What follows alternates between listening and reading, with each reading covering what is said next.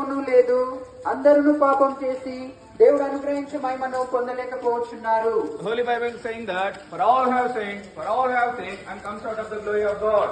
పరిశుద్ధమైన బైబిల్ గ్రంథం ఈ విధంగా సెలవిస్తున్నది, ఏలయనగా పాపం వలన వచ్చి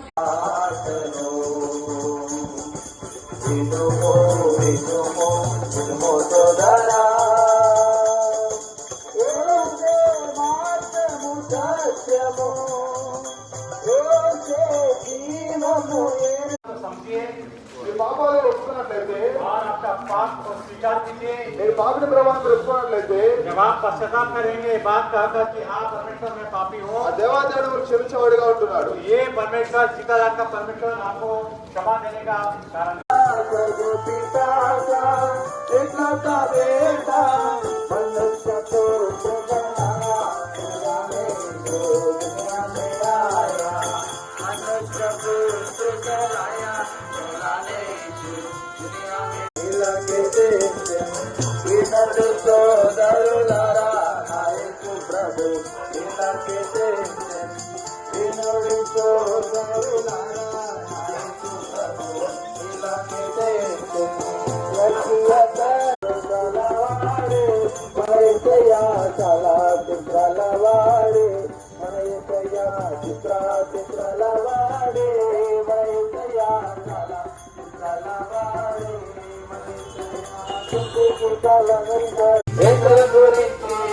ఎప్పుడైనా విన్నావా?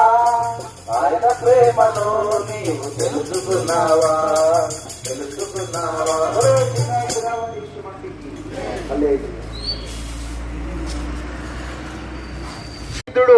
చనిపోయినాడండి. ఆ దరిద్రుడు చనిపోయి దేవదూతల చేత కొనిపోబడి ఉంటున్నాడు పరలోక రాజ్యం. అయితే ఆ యొక్క ధనవంతుడు కూడా ఏం చేసిండు, ఆయన కూడా ఒకరోజు చనిపోయిండు.